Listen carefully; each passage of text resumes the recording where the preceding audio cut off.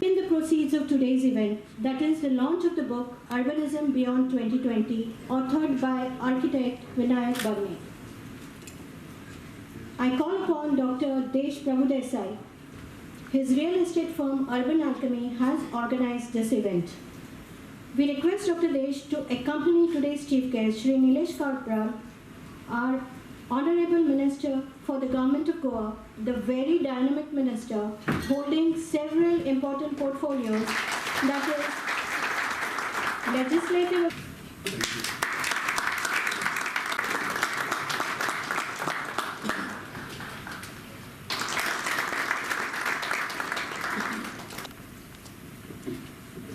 We express our gratitude to Mr. James Matthew and Mr. Rajesh Naik, our esteemed Chief Town Planner. Honorable Minister for Environment, Legislative and PWD, Mr. Kapral, author of the book, Mr. Architect Bharne, my colleague Jose, esteemed guests who have, with a short notice, who have come here to bless this occasion. Chief Town Planners Rajesh Naik and James, special thanks to them and all the town planners particularly. In fact, at CREDAI, when I was president, we tried to do a lot of things. Everybody has come together. We used to organize things, but this is a special occasion which we found. Our company, Urban Alchemy, thought of launching the book because it relates to the housing industry particularly. So in Goa, as and how we grow in this industry also is growing. So we require not many things. And Architect Bharne has been kind enough in looking up to this urbanization.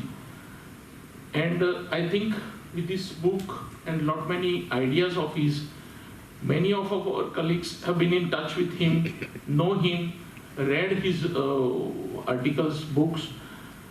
So we thought of having this opportunity today to get all of us together at one platform to launch this book.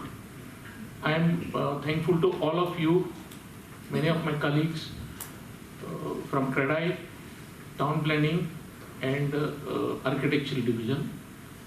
So I welcome all of you again, and let us our colleagues to come together. So I hand over the mic to you, Architect Vinayak Bharne, a leading urban designer and city planner having his base in Los Angeles, USA. He was born in Goa, and it's indeed a privilege to be an alumnus of the same institute as that of Architect Bharne, Goa College of Architecture. He has designed a wide array of projects throughout his professional career, ranging from satellite cities, new towns, inner city revitalization, resort villages, campuses, housing for corporate, private and institutional. Apart from private clientele, noteworthy government and non-government organizations from around the world approach him for guidance on urban policies. Included in this group are the United States, Canada, India, Australia, China, UAE, Panama, Mexico, Kenya and Mauritius. His excellence in the field has won him numerous accolades, which include the 2013 National Award for Smart Growth Achievement, Overall Excellence Award by the United States Environmental Protection Agency, the 2013 Pinnacle Award from the International Downtown Association, and the Excellence in Planning Implementation Award from the California chapter of the American Planning Association. He has always been one to never hesitate in imparting his vast knowledge to anyone who approaches him for guidance.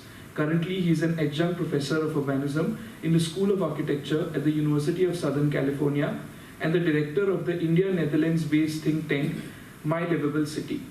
He is also the author of 8 books, including the one which we are launching today, Urbanism Beyond 2020, Pandemic, Affordable Housing, Inclusive Cities, and Streets for All.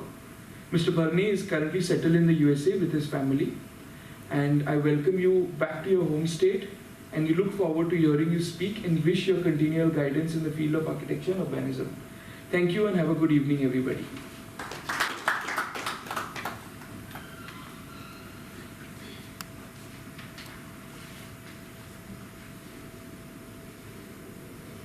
Thank you, Mr. Ankit.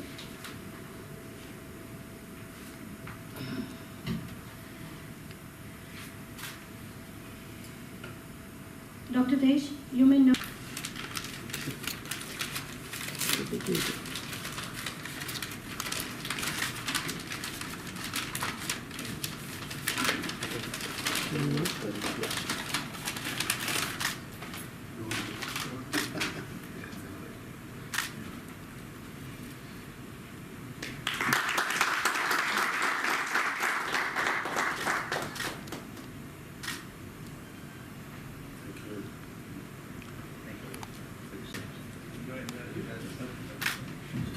Everyone for being here. So I have spoken in Goa on many occasions, but this is a different one because it's being organized by people who have a lot of power and a lot of say in what we do in cities. I want to begin with a few confessions today, just to set the stage of what I'm going to talk about. You know, this is my 8th book as a practitioner and as a professor, but I've always asked myself, you know, why do we write? Why do some of us write? All of us write something. We write on Facebook, we write on Instagram, all of us write. Why do we do that? We do it for several reasons, perhaps. We do it because we want to clarify an idea. We want to make something our own. We want to share an idea we think is either subject to criticism or praise, whatever it is. In my case, I write because I don't know. And I want to be very honest about it. I have not written these books because I have an answer for you or because I know something that you don't. I wrote these books because I don't know. But the process of making these books is a way of teaching yourself on subjects that you think are crucial to our future. When the pandemic began in 2020, we were all shocked because we didn't know what the hell was going on. It was difficult for me particularly because I was in the US. My parents, my senior citizen parents, now my late father and my mother were alone in our apartment in Karanzale, and it was very difficult for my sisters and me to communicate with them on a daily basis because the whole world was in shock. And as we did all this, you realize a sort of helplessness. You know, we think we have a lot of answers, but all of a sudden a small thing happens and the whole world changes completely. So during this time, travel was banned. A lot of discussions were beginning to happen all over the world. You know, all of a sudden online became the big deal, and many of us got more invitations to talk about these kind of issues than we had ever had before. So I would get an invitation every month to speak somewhere in the world about what is going on. Now, it's nice to be invited, but it's dangerous because you can sound like a broken record. You can be saying the same thing every week with the same audience listening to you and saying, what the hell is he saying? I know what he's going to say next. So you're compelled to clarify your ideas. If you're taking up a position where you're speaking to a public audience, you bear the responsibility of preparing. You bear the responsibility of telling them something that you struggled with. So I began to write notes on issues that I thought were very important to our future. Because I believed that what happened during the pandemic in 2020 was really a wake-up call for all of us. I truly stand for that today. And as a year and a half passed by, I realized that many of us, myself included, had given so many talks all over the world about all these things that it was important to write them down. Because when you write, you clarify. It's like real estate. You know, you can't waste FSI. You can speak cheaply, but when you write, you have to know what you're talking about in a finite space. These essays caught the attention of somebody, and they encouraged me to pull it together, and that's how this book came about. So that's the short story. The important thing is that the most important thing I have learned is when I entered this field as an architect, just like any other at the age of 22 or 18 or whatever it was, I entered it with a lot of aspirations. I wanted to be a big shot architect doing fantastic work and doing really cool buildings. And my friends will tell you architecture was not very difficult for me. I did well. I did very well in architecture school. I did extremely well. And then I came out of the field and I began to realize that if city making can be considered to be a chess game, a big board where there are a lot of players that make cities. Big decisions are being taken, big budgets are at stake, real estate is happening, there are enormous decisions that are being made. You realize that as an architect, you do not have much power. Doesn't mean you're powerless, but you are like a pawn on the chessboard. You are not a bishop, you are not a king, you're not a rook. You're out there, and the reason you're a pawn is because a lot of important decisions have already been made before you're brought into the picture. I mean, think about this. Architects don't choose the sites they are given. Architects don't choose the budgets they are given. Architects don't choose the bylaws in which they make buildings. So we are at the mercy of so many factors. And the genius of architecture is to navigate and negotiate all these factors and create something extraordinarily wonderful. That's fantastic. So I have the greatest regard for all my friends who practice in India, practice in Goa. Many of them are sitting here. They're incredibly talented, much more talented than I am, I can tell you, because they are negotiating very complex systems to create beautiful work. So what I began to realize as I struggled with this notion of the powerlessness of architecture is that we were at the mercy of a system which consisted of so many players, so many issues, that together made cities. A small part of making cities. Architecture and buildings are a small part of making cities. So that was one realization. The second realization was, to what end are we doing what we are doing? We make buildings, developers build, contractors create these buildings, we make a lot of money, but what is it amounting to? I didn't know this when I was a young architect. As I grew into it, I began to realize that we had a choice.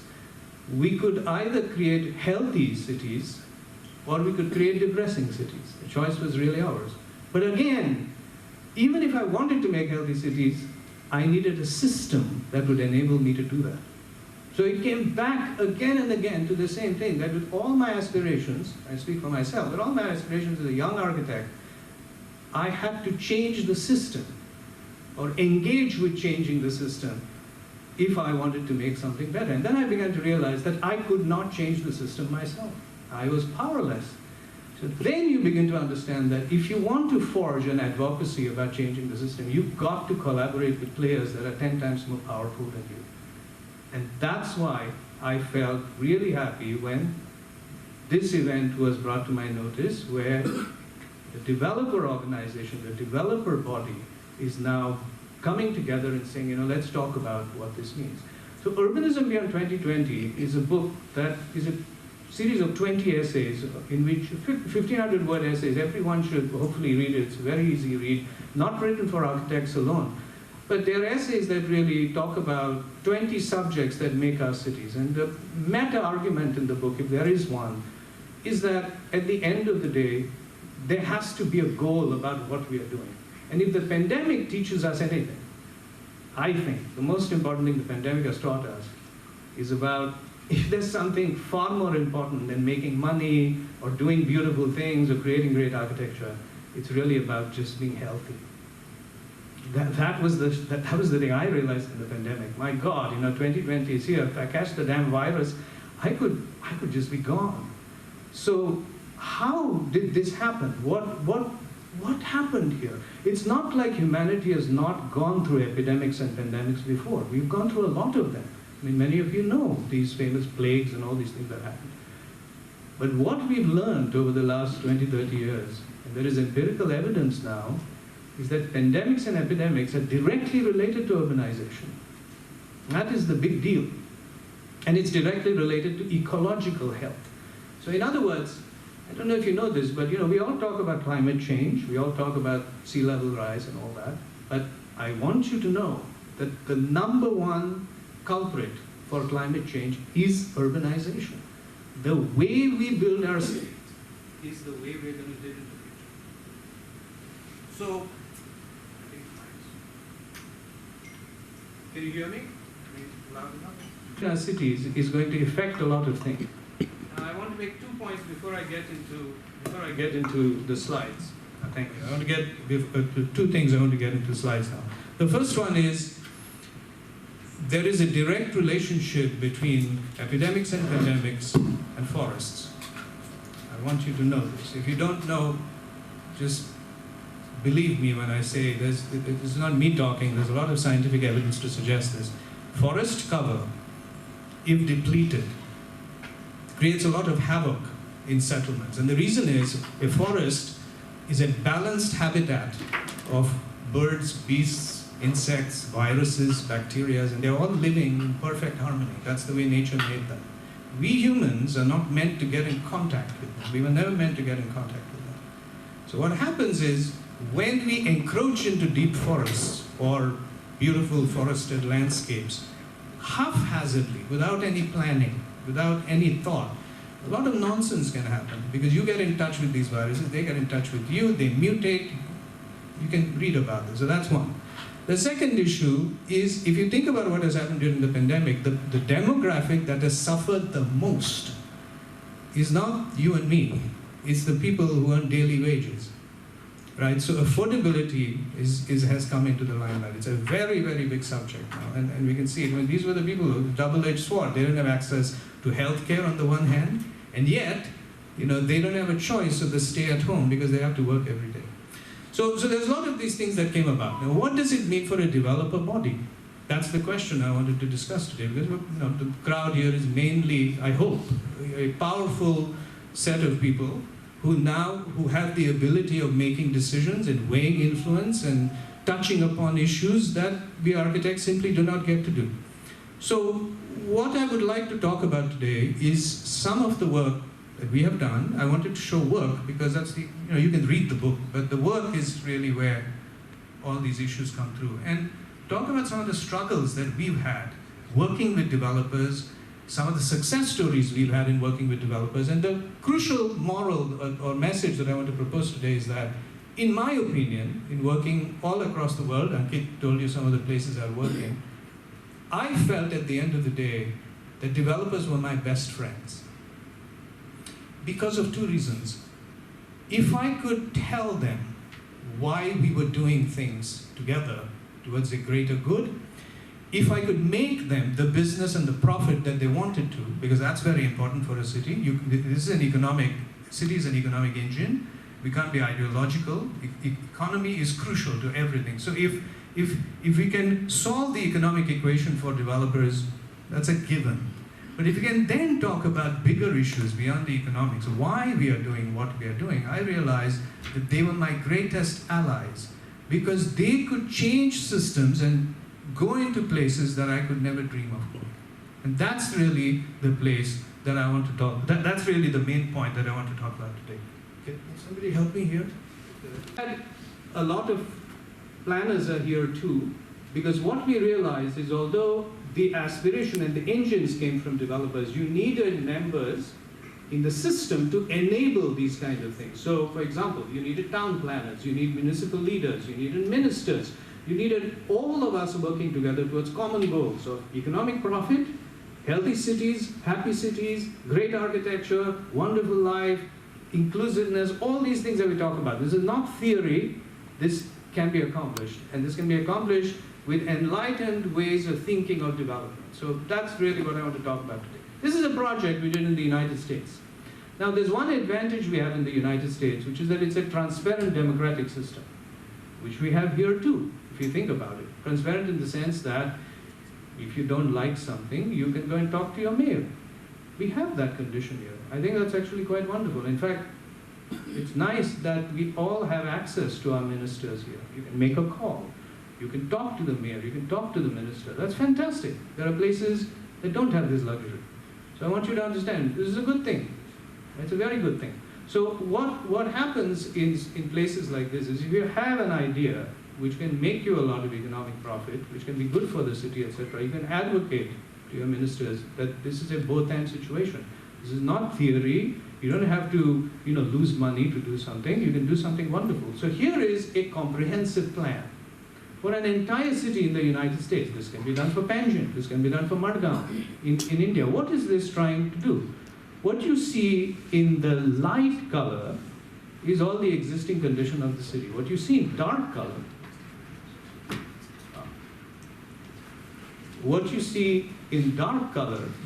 is where development is allowed to happen. Now this is very important. So what does it mean for a developer body?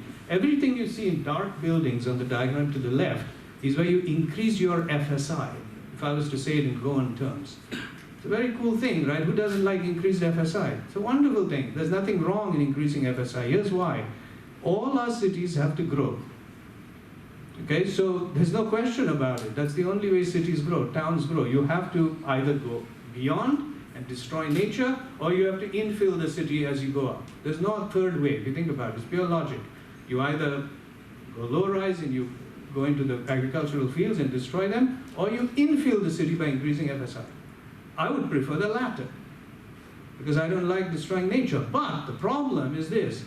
When you increase FSI, you cannot limit it only to buildings, because increased FSI means more cars, increased FSI means more sewage, more and more. So what we are trying to do here in an urban planning project is to prepare the city for increased FSI. And this is the only thing I'm trying to tell all the people sitting here, you hopefully already know this, that increased FSI is not the problem. Preparing for increased FSI is the problem. So can we talk, engage, maybe not today, engage in a discussion, all of you, where you don't talk about making noises about increased FSI, but make bigger noises about preparing places for increased FSI. Are the streets ready to take traffic? Do we have parking management for these places? Do we have proper sewage? Is the government willing to spend money to, increase these corridors and get them ready so that increased FSI is possible? So all I'm saying is, stop randomly talking about increased FSI. Just bring a little more systematic behavior in about where you want to increase FSI, why. That's all we're talking about. So what is done here is, we create a plan. This takes about 6 months, but it's a comprehensive plan that happens to a multidisciplinary team of economists, market people, developers. They're all there. We do a market study. We project how much the city may want to grow over the next 20, 30 years, 10 years, whatever it is. And then the beauty of being an architect is that you can take all these economic ideas and translate them into a single drawing that the community can understand very easily. This is the only thing architects do very well. We don't have knowledge of economics. We need complex consultants to figure out how many units of housing, how big the FSI is, all that. But what we can do is take all these ideas and give them form. So immediately you can see that there is a corridor going from north to south that will take a lot of new development. There's a new downtown right here, right? Which is going to be a project in itself. There's a train track coming, etc., etc., etc. That's one. The second thing we do in projects like this is we identify important nodes that are transit-oriented. For example, Pato. In Panjim, Pato is a fantastic place because it's got 2 bus stands, which means that hundreds of thousands of people are going to get down there every year. We know that, that's predictable. But if you think of Pato, it's actually very tragic in a way. Why? At least for me. Because Pato is purely offices. And I've said this before in Goa. So what happens is past 6 o'clock, Pato is dead. Can you imagine if Pato was 24/7? Imagine what an incredible. So all that parking, that huge parking lot that is in Pato, which probably houses, 1,000 cars every day, every morning, it's wasted infrastructure for 6 o'clock. Nothing happens at Pato. You've invested crores of rupees to do all this infrastructure for what? Half a day from 9 to 6, and then what happens from 6 to 12? Nothing. So what we do when we think about all these things anywhere in the world is we take these kind of places and we ask the question, can we think of plans for these places that can leverage the potential of what these places are? There's already so much parking in Pato. It's being used for half a day, half the time. Can we bring other users? Can it be a place where you can go there at night? Will that help enhance the creek? Can the creek bring revenue? Do people want to do boating in the water? Think about all these things, but all of this is about making money. So that's one kind of project that I think we should talk about as developers in Goa. Can we take plans for entire cities like Panjim, Madgaon, Mapsa, and really decide where do we increase FSI? Good for you, but how do we increase FSI? We get it ready for increased FSI. That's the key point. That's number one. Number two means, can we take large pieces of land, large sites, and actually think of what forms buildings will take, but not only buildings, but the open spaces between the buildings as well. Because if you take a large site or large sites, I'm talking of large areas, like, imagine a master plan for an outskirts on Madgaon, or an extension of Mapsa or something, extension of Panjim. Instead of just doing it speculatively, where we're going to increase FSI, throw this, put parking, explore it with a bunch of developers who may be doing 20 buildings there, and instead of having something like this, you come up with clear ideas on what it could be over time, and you come up with what we call a vision. Now this is a vision. This is not a project that's going to happen tomorrow. This is a vision, right? This is done with architects, with developers, with transportation engineers. But this has the bearings of solving all the parking issues, solving all the FSI issues. What forms do FSI take? Maybe the FSI higher, in the middle, low. And once you have a vision like this, you can now write bylaws for it. So the other point that I've observed in Goa, I'm not an expert in the Goa scene, but this is my speculative observation, is we don't do this kind of visioning. So there's an interim step before you take a large piece of land and pile buildings on it. There's an interim step where you do a master plan. And then you take that master plan and you write bylaws for it that are not generic bylaws. For example, Panjim has a lot of bylaws. But if you're doing a large project, Donapala or whatever, you're doing a substantial project, you don't have to necessarily follow the bylaws of Panjim. Because that project could be so unique that the bylaws of Panjim may be too boring for it. They may compromise that project. So you could allow your own bylaws for that. In order to enable the own bylaws, you need something clear. That's what this is. Now, this is not done by me or you or anybody. This is a huge team coming together, all of us coming together, negotiating for 6 months. I like this, I don't like this, this is a good alternative.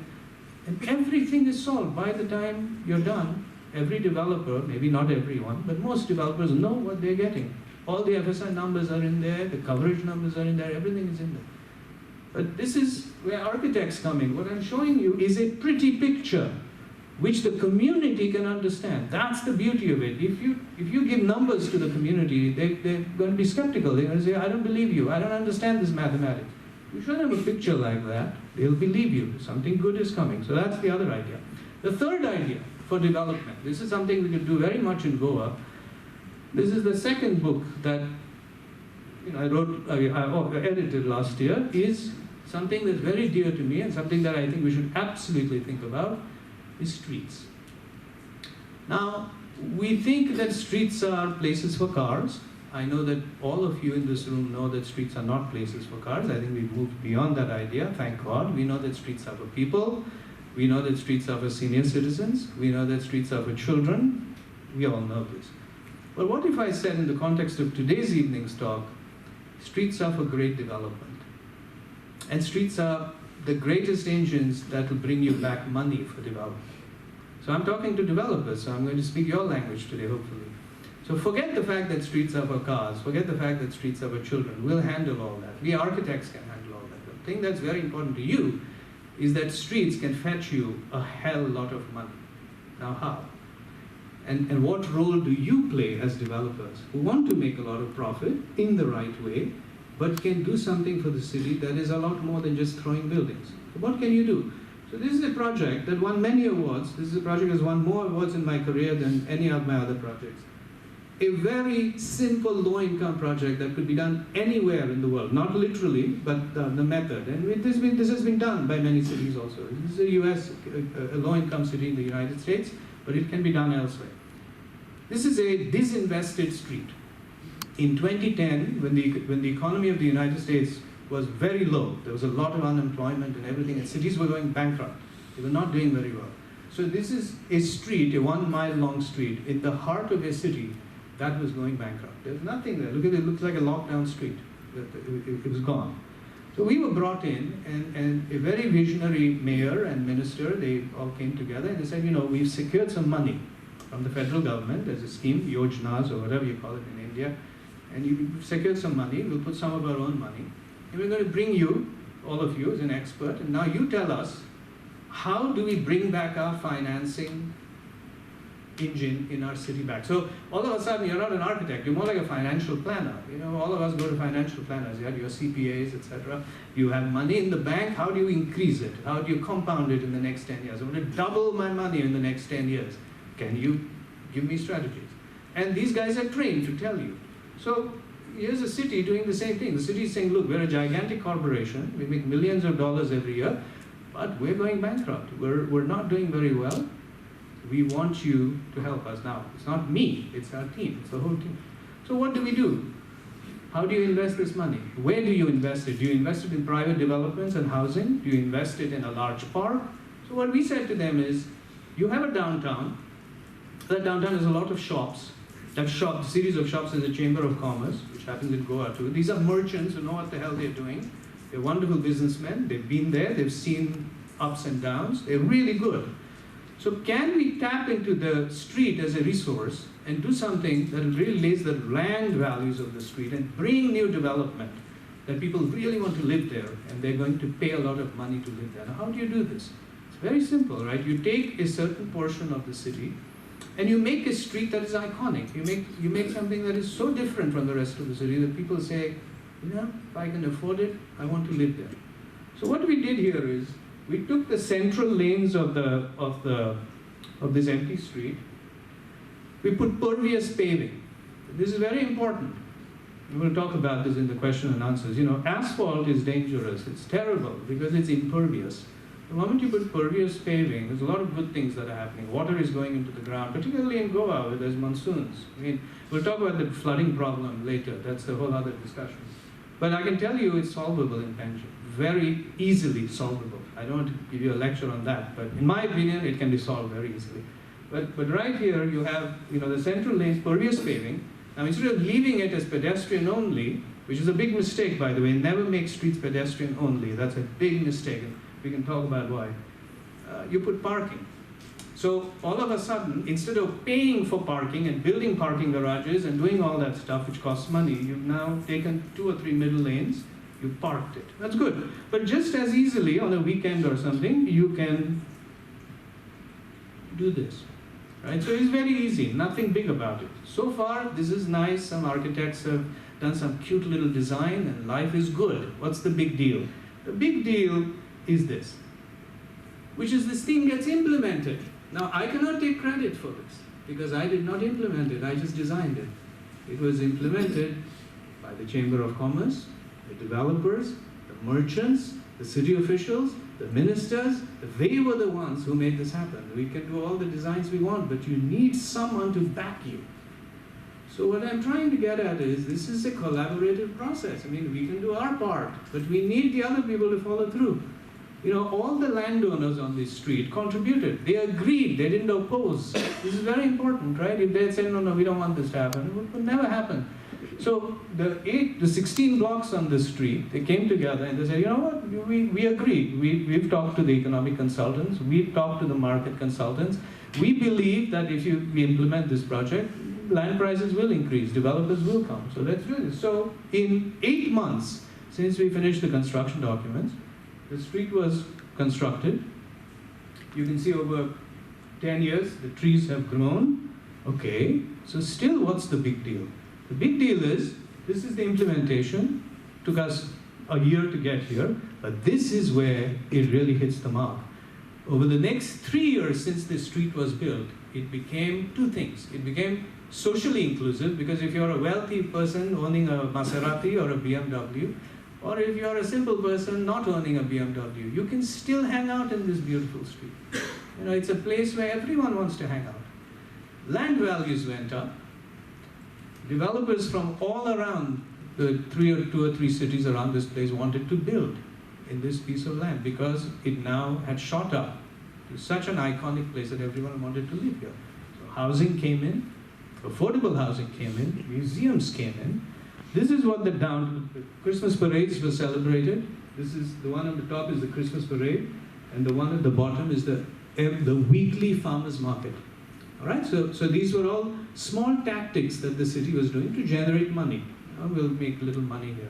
But the big bucks came from the development, the developers. What they did was they took the street, they took all the land around the street, they spoke to the city about changing the rules, the city increased the FSI, made the street ready with new infrastructure, everything was ready now, and now the developers had to sort of score the goal, if you want to. The ball had been passed to the final yard.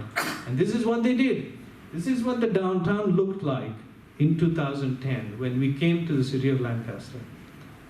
We invested $14 million in making this street. In 3 years, this is what the downtown looked like. And the city had brought back $380 million of development money. I don't know if this will succeed or not. That's not the point. I'm only telling you this because this is a success story which was very low cost and a very simple one. I mean, this has been done in many other cities. The only point I'm making is it doesn't mean you take a street. You can do this anywhere. The principle is very clear. If you can take a place that is not doing well, use design, use planning to make it ready for two things. Greater FSI, which we call upzoning in the United States, right? You can call it something else here, and a completely iconic, beautiful look where people really want to live in this place as opposed to every other part of the city. You can really make something that is both inclusive, because you can build affordable housing there and all kinds of things, and bring development. So development is not an enemy if you do it well. Development is the greatest catalyst we have to make our cities beautiful. This is the key point we are trying to talk about. But there are places where big bucks may not be the honest part of Los Angeles, where you can take small pieces of streets. For example, the circle that you see, the large circle that you see outside, is a half-mile radius. The circle that you see on the inside is a quarter-mile radius.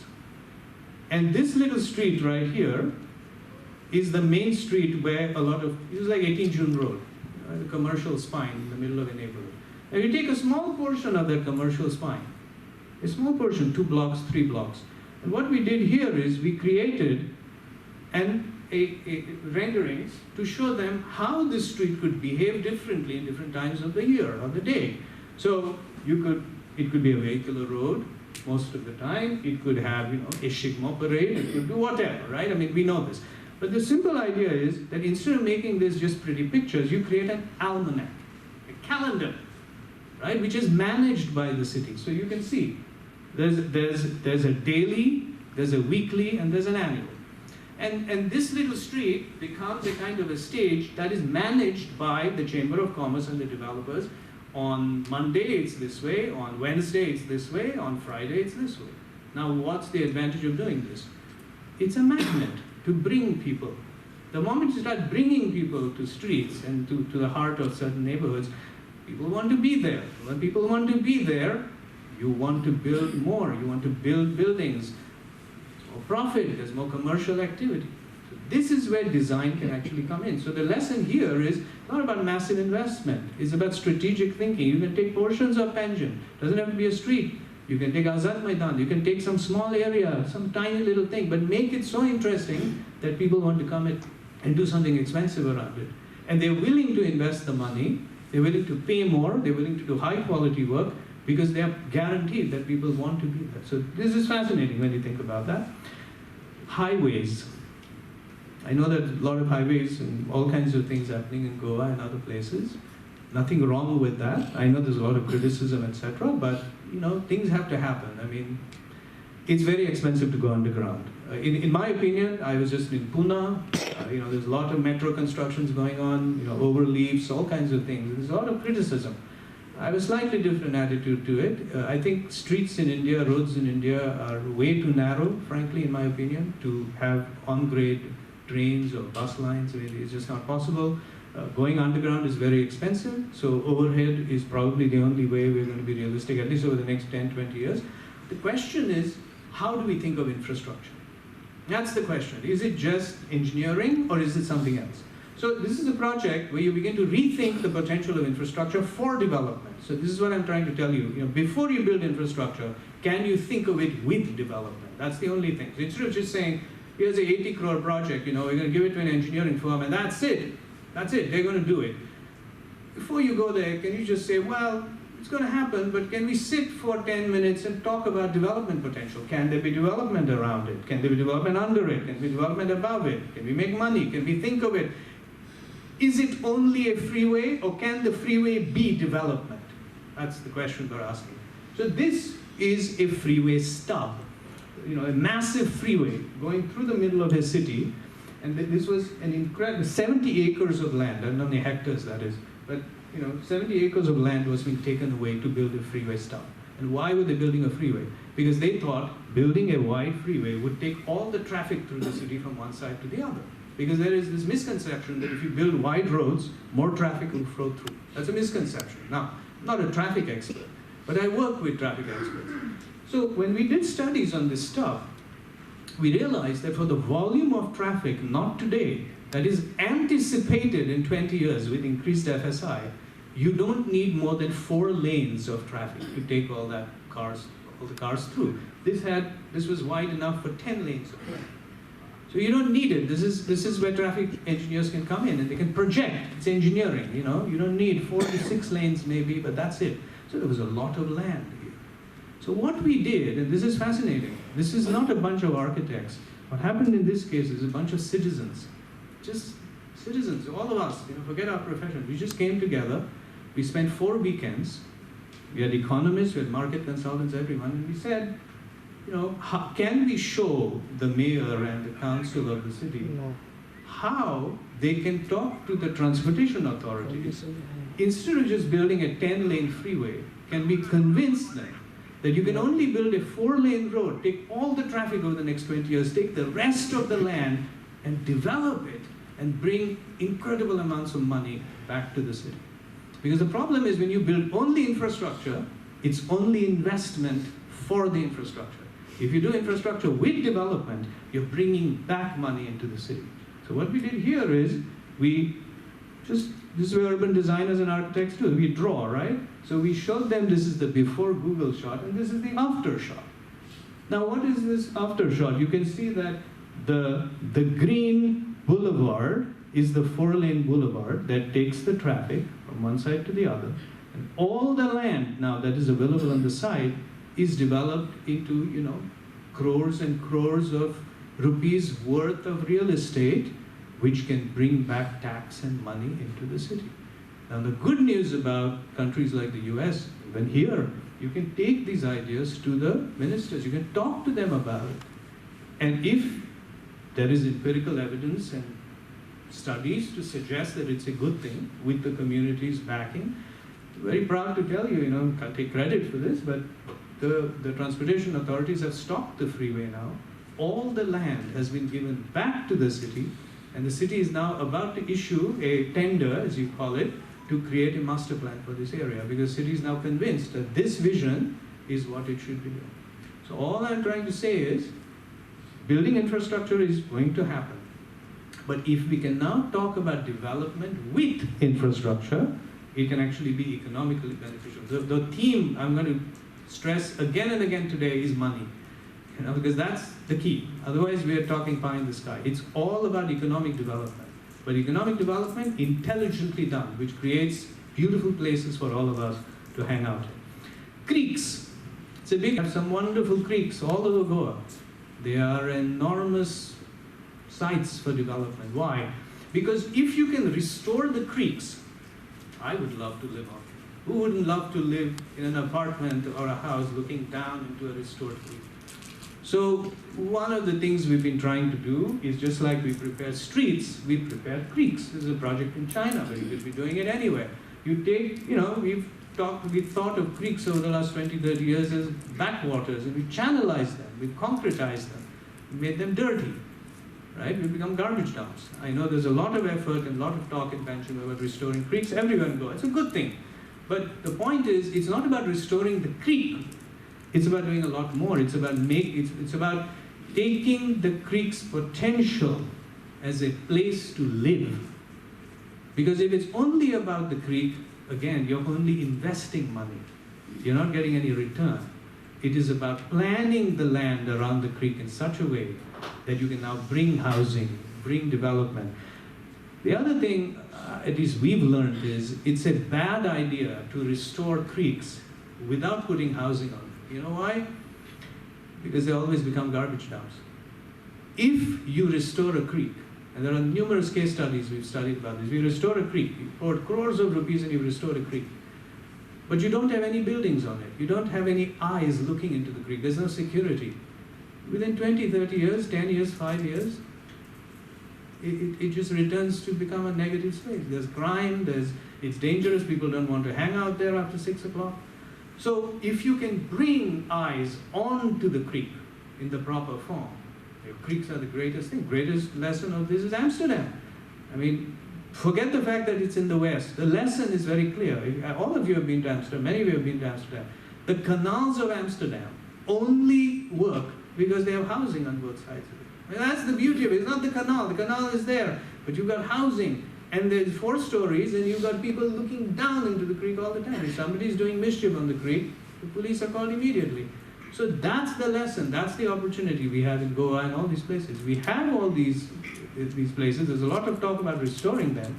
The point is not just restoring the creek, it's about leveraging the potential of these places to bring money back. That's the key, because that is what great development is about. It's about making profit, making a city that's beautiful at the same time. So these are projects we've been doing right now. This is in China. This is a project that's done with landscape architects, and I'm not the expert on this.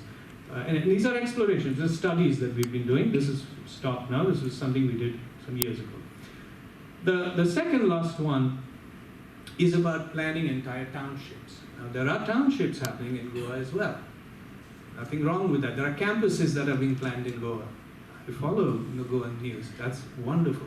There's nothing wrong with it. We need these kind of things. Goa can become a model city worldwide if we wanted. I mean, a model place worldwide if we wanted to be. It already has almost everything in terms of its natural ecology and everything, second to none. If we just plan it well enough, we can make it so good that the whole of India and the rest of the world, like Medellin, like Curitiba, all these places where in Central America, there are many places now that the entire world, even Europe, is looking to it and saying, my God, how did you do this? Goa can become like that. We just become a little more introspective. So here's a project in Panama, the Republic of Panama in Central America. Now, this is a city like Margao or Panjim. What you see in black is a city. And what you see here, this little pink thing that you see, is an extension of the city. So imagine this being, I don't know, some new campus that is happening, or a new township. Some industrialist wants to come and design a township for, 2,000 people, or, some institute wants to come and set up a big campus, all right? Same thing, it's an extension to the city. People are going to live there. The main point I'm making here is only this. Before we talk about FSI increase or all kinds of things, which will happen, one thing we should do, or we shouldn't take for granted, particularly in light of the pandemic, is ecology. And ecology is not something to be scared of. Ecology is a wonderful thing. If we can bring ecological beauty into our projects, we'll make more money because we love ecology. It's a good thing. Nature is wonderful. If you can use it in beautiful ways in development, it's a nice thing. People love trees. People love verdant streetscapes. We all love this kind of stuff. We just don't do it. That's all it is. So this is a project where the drawing to the left is done by a landscape architect in our team. He basically documents the forests that are around this site. And he realizes that one of those forests is actually the edge of our site. So now we have a choice.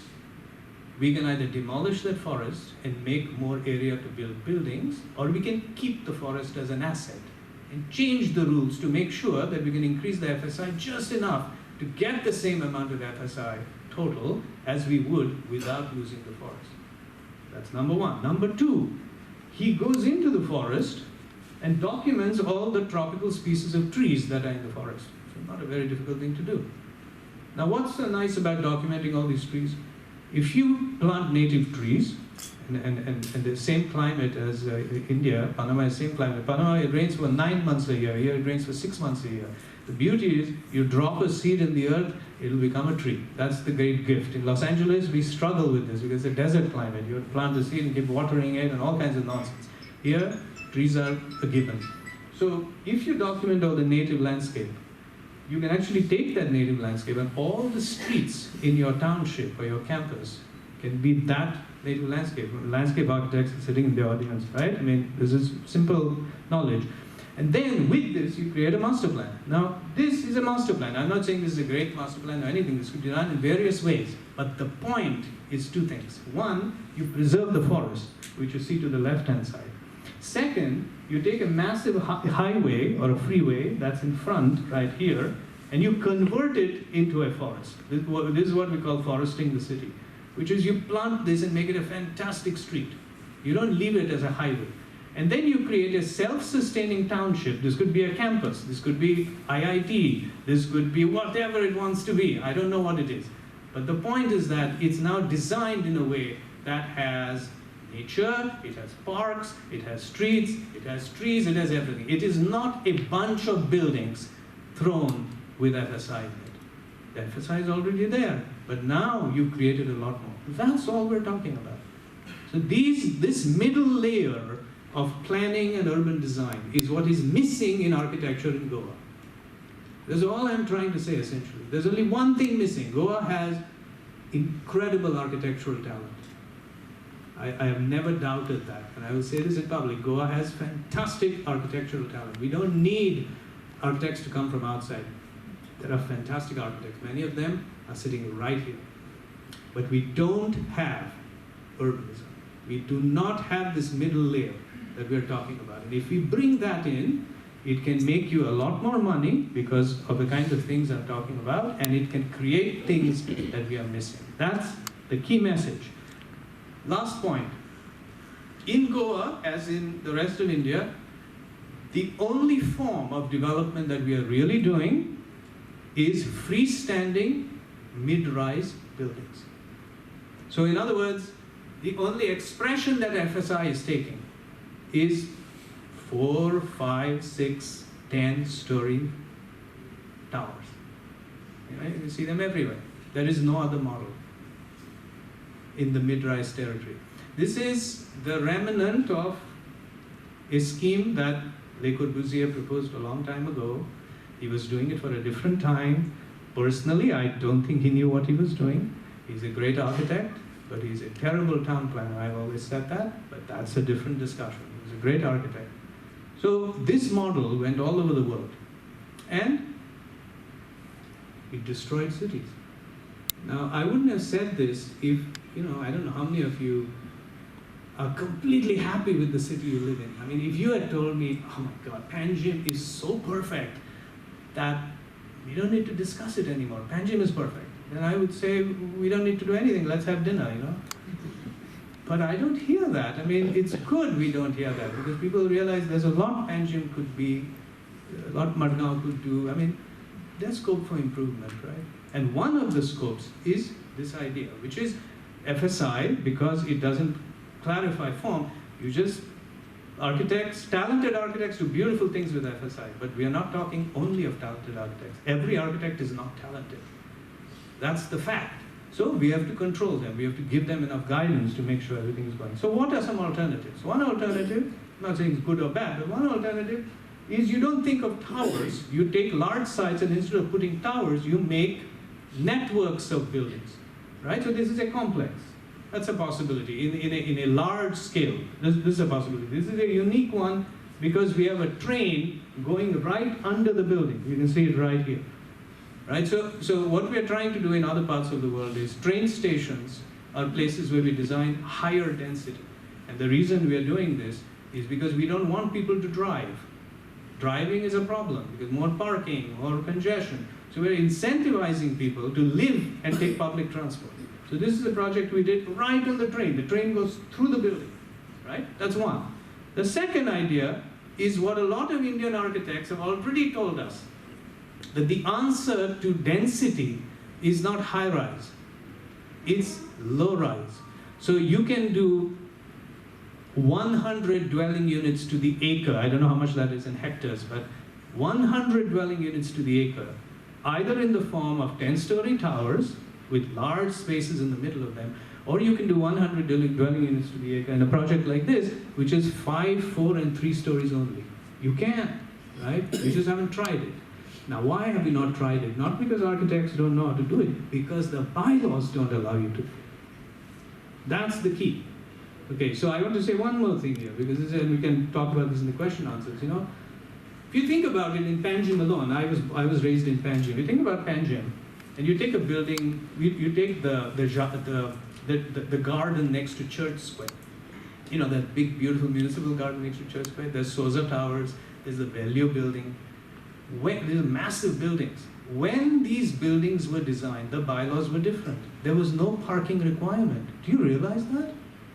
Any of you thought about this? Value building, when it was designed, it's a 10-story building. There was no parking requirement on the site. It is zero parking. Because we never thought in the 1970s that we would come to a point where traffic would be congested in the streets in front of us. Think about how amazing this is, right? These buildings take the entire site and build them up. But it was completely logical because we never thought we would get to a point. Cars were few, the streets were absorbing all the parking, life was good in Panjim at that time. Then all of a sudden, everyone had a car. Now all of a sudden we're in trouble because the bylaws now have to desperately bring in parking in a city which already has been largely built without parking. So that's an issue. And we have to think about what this means. But you can diagnose the problem right there, right? The bylaws 20, 30 years ago were different. Now the bylaws have to cater to. And this is happening in every city, particularly happens in historic cities.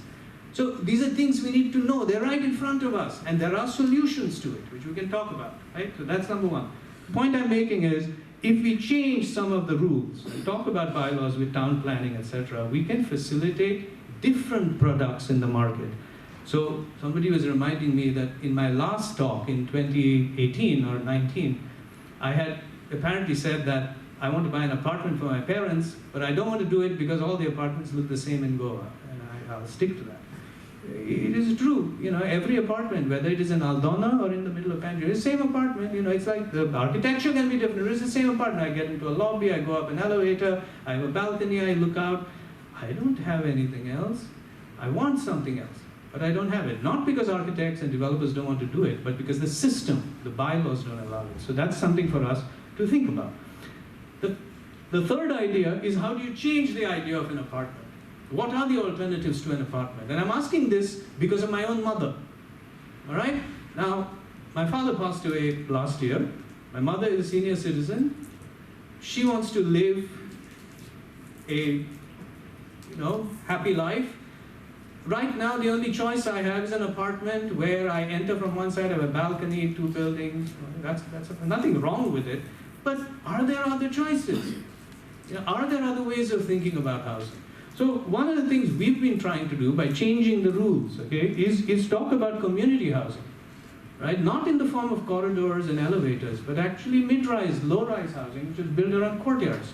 This is traditional, there's nothing big about it, but what's nice about it is when senior citizens particularly live around these kind of spaces, you have a sense of belonging. This was all over, this was known, you're there, I want to live with you, I know you, etc., etc. The other point is about conservation.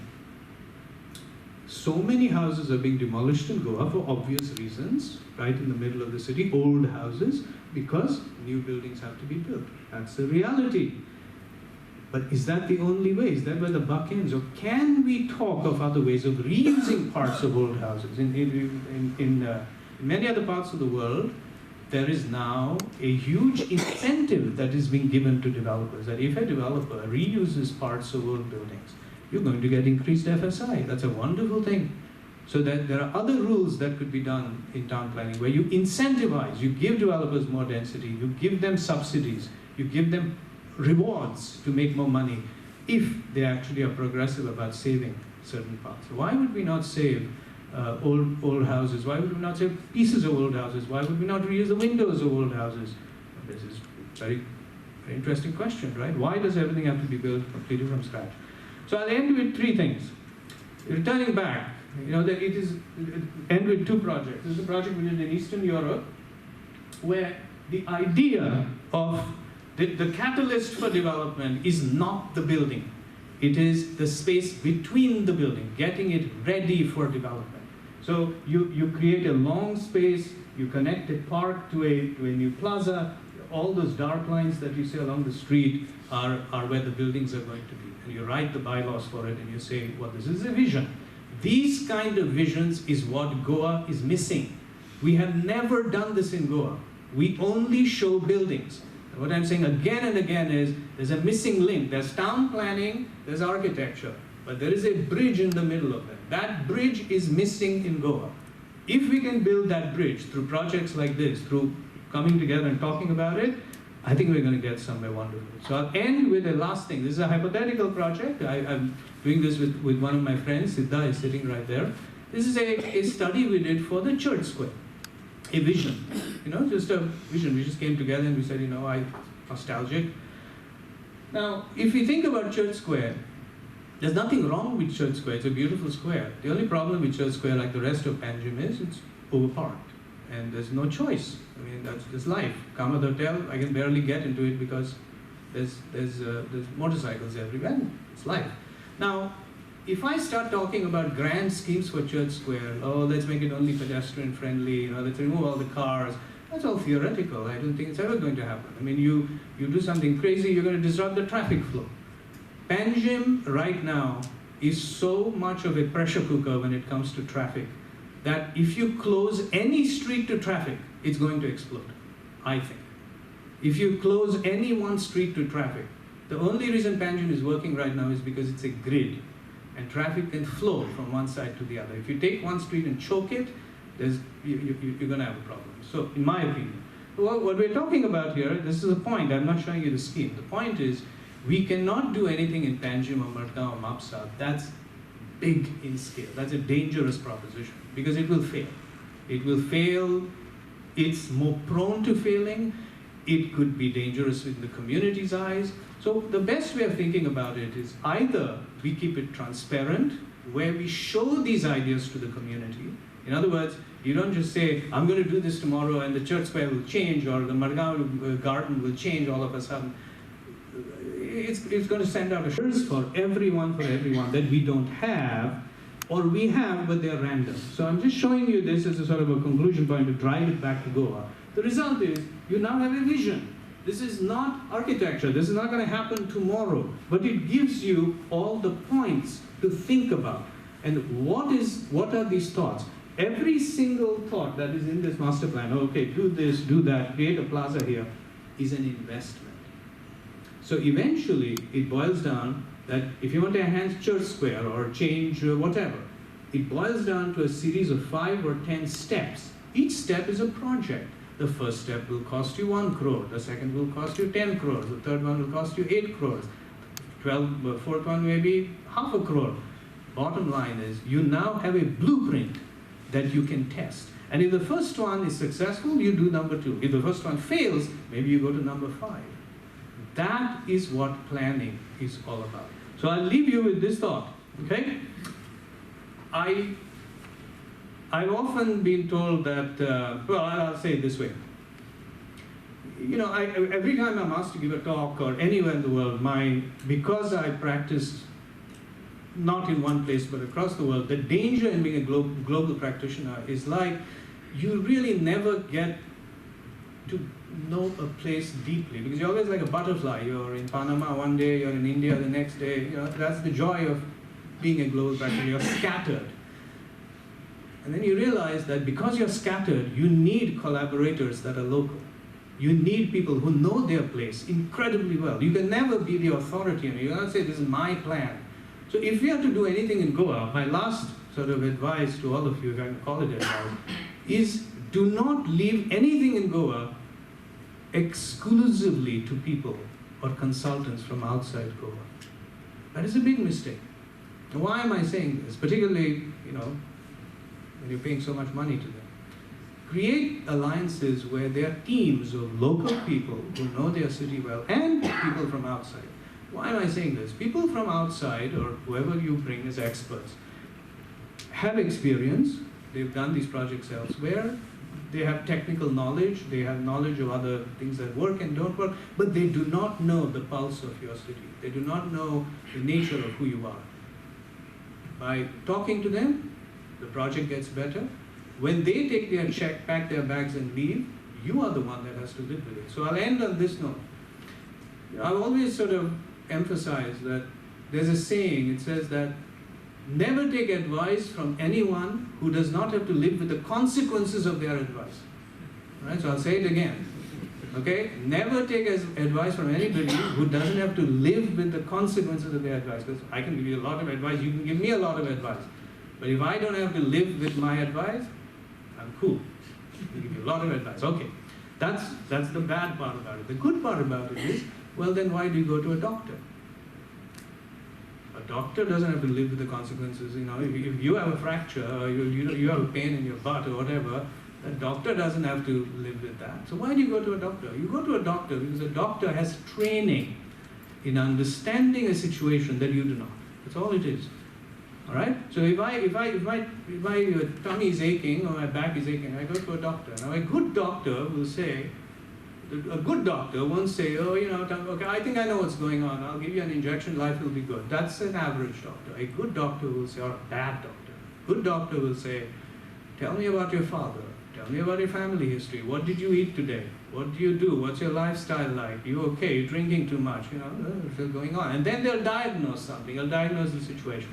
And after the diagnosis, a good doctor will give you a range of solutions. Not a solution, a range of solutions.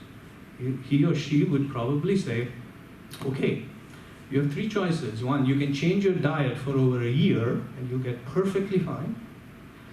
I can give you an injection right now and you can come back in a month and you can take one injection every month and you'll be okay. Or I can perform surgery on you and you'll be just fine, but it'll take you 6 months to recover. The choice is yours. But there's one consistent thing in all of them. You have to do it, not me. Right? I will give you the advice, but you have to, if I give you the pills and the medication, you have to be the one taking it. So this is the final point I'm going to make. Panjim right now, Madgaon, Mapsa, Goa, is a beautiful place. I'm telling you this, I've traveled all over the world. I can tell you Goa is an exceptionally beautiful place, one of the most beautiful still in my mind. And I'm talking about this professionally, not talking about this because I was born here. It is exceptionally beautiful in every way. It has so many wonderful things happening for it, all right? It is still not gone past its peak. In other words, if it has not become Bangalore, it has not metropolitanized, the champagne bottle has not burst yet. But every year, it is closer to getting there. And one day it will. I think there are two ways of bursting a champagne bottle. Either you don't know that it's bursting and it bursts on you, or you really open it and enjoy the drink. I think we have a choice to do the second in Goa. We love drinking anyway, so might as well, open it nicely and drink it. And in order to get there, we're going to have to build this bridge between planning, between architecture, and between developers. And how to build that bridge and where you guys will come in is really the question at hand. So, at the end of 20, 30, 50 years of urban debacle all over the world, the challenge is, everything I'm trying to show you and everything I've learned the hard way is staring at us right in front of us. Everything we need to do for Goa is right in front of us. The question is, how do we get there? And the most promising thing is that we are talking to a bunch of people here who are powerful entities. Developers wield enormous power. Let's use that power and let's make something happen. Thank you. And we'll take some questions.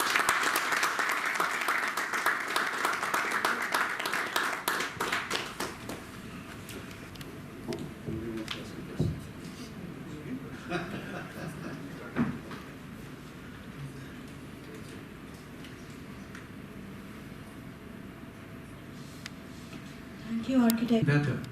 Let's just change the way we build cities. That's all I'm saying. What I'm trying to get at is, community participation should not be an excuse to change the way we make cities. Because cities are not made only through community participation, they're made through progressive bylaws as well, they're made through progressive visioning. So we assume the worst case scenario, we will never get community participation. That's a theory in India, just being hypothetical. What can we do as town planners, as architects, as developers, to actually change the way we build cities? The problem in India, or Goa for that matter, is most of our land is owned by a lot of private people. So when you plan such kind of schemes, am I right, Mr. Matthew? Yeah. So he's talking about, how do you engage the private people, because then the cost of acquisition to the government is extremely high. So how do you get them involved?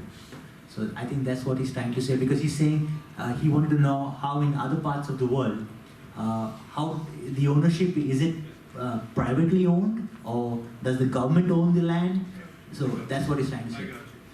Okay, so there are parts of the world where the government owns all the land. Okay, we don't have to talk about which parts of the world they are, but they are. And the only way those parts of the world work is every developer essentially bids for particular densities and land, and the developer that gets the bid is then given that by the government, and they are required to produce a certain number of units. Okay? But that's not who we are. In United States, it's closer to what India is, which is you have private entities who own large pieces of land. Say you take the street. Every parcel of land is owned by a private entity. You own one, I own one, all of us own that. Now when we're doing the street, essentially it's very simple. All of us are invited to the process of making that street plan. It's really how it's done, right? I mean, all of us are there. We call it a discovery process. So basically we have a meeting like this, and all the developers, we call them stakeholders. They're all there in the room, they all have different requirements, they all have aspirations of how much FSI they want, and all the things. The first stage of planning is simply to record everyone's aspirations. I want to double the FSI. I think doubling FSI is too much. I want triple the FSI. You just listen to them. Okay? Then, at the same time, you have market consultants. Market consultants are neutral parties who tell you what actually the supply and demand chain is. Now, supply and demand chain doesn't work so much in India because we don't buy apartments to live in. We buy apartments as an investment. Okay? So, in other words, it's a moot point. All I'm trying to say, a short answer is, the only way to do it is to require that these people come for the meeting. They are stakeholders. They are required to come to these meetings. You listen to them, and then you take the best case scenario and you go with it. I've never done a project in my life where I could please every single person in a room. I wish I could, but that was impossible. What we do is we take the best case scenario, we discuss the majority, we negotiate with the city, and we go from there. I'll say one last thing. You can't make cities by pleasing one entity only. There are 4 entities that make cities in general. There are other developers, because they build a lot of the city. There is the community, which typically opposes a lot of things. There is the city, which actually is the enabling engine that, is sort of the fathers and the mothers who know the bigger picture, elected officials, etc. And the 4th is the architects and the designers who give shape. Everything you saw that I talked about today is a soup that is being cooked by these 4 cooks in the kitchen. And each one throws their ingredients in. And you have to decide whether there's too much salt in it, and the city pulls out half the salt, or that's how cities are made. Thank you. Complexity of planning and go. I think all of us know it intuitively, Amit. You're absolutely right. Question I have is, it is generally very difficult, even for us in other parts of the world, to get into planning in the inner city. When you have a city that is cooked, when you have bylaws that are already in place, when a lot of things like you're saying are already happening, it's not easy to change bylaws. Okay, I get that. But what about places that are being designed from scratch? I mean, that's really the place where I think we could really start, right? I mean, that's what I'm talking about. There are campuses that are being planned. There are townships that are happening. There are resorts that are happening. I mean, these are the places that could sow the seed of an alternative way of thinking about things. So I agree with you. I think the place to start talking about an alternative way of visioning and planning is not the inner city, is not the cooked parts of the city where things are happening. Even the outskirts may be a mistake. But there are private developments that are happening at a very big scale. That is where I would encourage the planners to really take on a way of thinking about visioning, planning, writing bylaws that is entirely progressive, because that can spark a discussion that may lead you somewhere into better waters. Very good evening to all present here for the launch of an already launched book, but in Goa. The architect, Mr. Bharne, we have Mr. Dr. Desh, we have Mr. Suze, all other people, I mean, who's who of Goa, I can say. Whether it is a planning architect or businessman or whatever, including a politician. After listening to Mr. Bharne, I think I don't have anything to say. But I will only say that, yes, what Mr. James, what Mr. Amit said, is how do we go out in a state where we have complex issues in planning. And as rightly pointed out with Mr. Amit, is that people look at how much illegality can be made and we don't have to go by the bylaws. That is how we are today in Goa. I don't know if you see the assembly, but every time, whenever I was there as a legislator, now as a minister, I will always emphasize that we had done certain laws in the past when they required, but we have not changed them over the time. And I always insist that there is a particular act which they would have liked, the town planners would agree that, and even some of you would have, where they say there's a health act which was brought for a purpose then. And I feel that health act brought for the purpose then, it becomes very difficult to incorporate today. As when you build a house illegally, what do you require? You require water, you require electricity, and that's all a person requires. He's not bothered about the garbage, he's not about bothered with his road, he's not about whether the electricity has come there or whether what is there. But he builds a house and then he leaves it to whom? You all know. He leaves to that fellow who is the local MLA or local politician there. He is supposed to bring that water, he is supposed to bring that light, he is supposed to bring the street light, he is supposed to tar the road, he is supposed to do everything for him. And that is how Goa has been functioning. I think it's high time that you all individuals, I think, put force to the government and say that first of all, if all this has to go, as he said, Goa is a place which a lot of people want to be. And we know, as all of you here, that 100 constructions, maybe 60 of them is today, which is being built, is for different reasons, like they have a holiday home, basically all over India, all over the world, you can say so. And I remember a few years back, Asargaon, nobody wanted to be there. Today, the land is the highest being sold there, and we should all agree. We don't know where it's going to happen. At least I don't know. I don't know if you know. I feel that we don't know where the next Asargaon is going to be in Goa. I feel.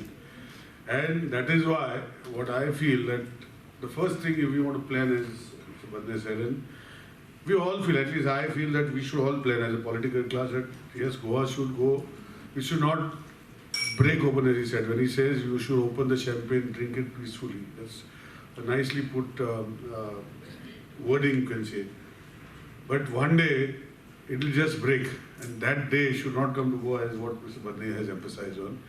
And for that, it is you people, not me. I would be very open.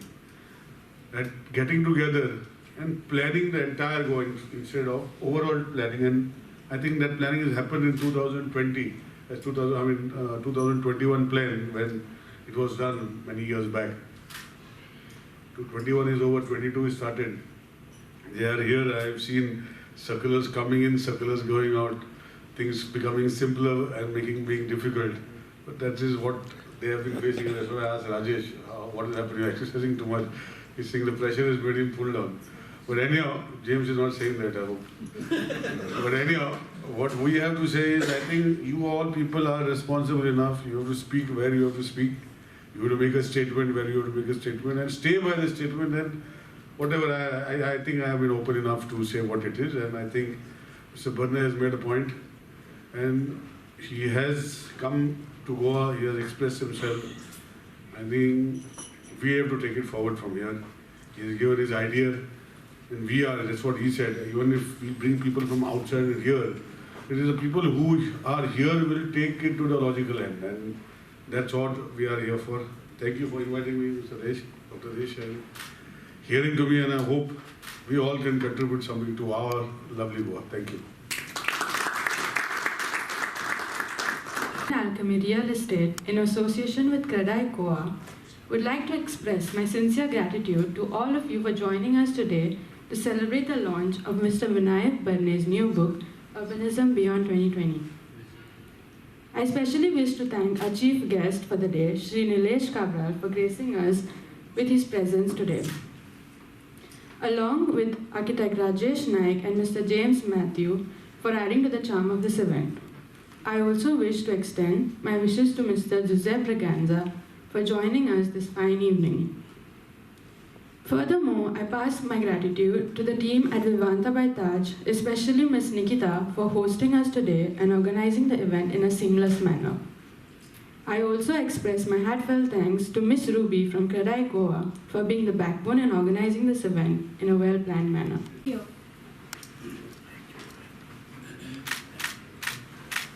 Second day pre-conference, third 5 days, 7th with continuous pre-conference.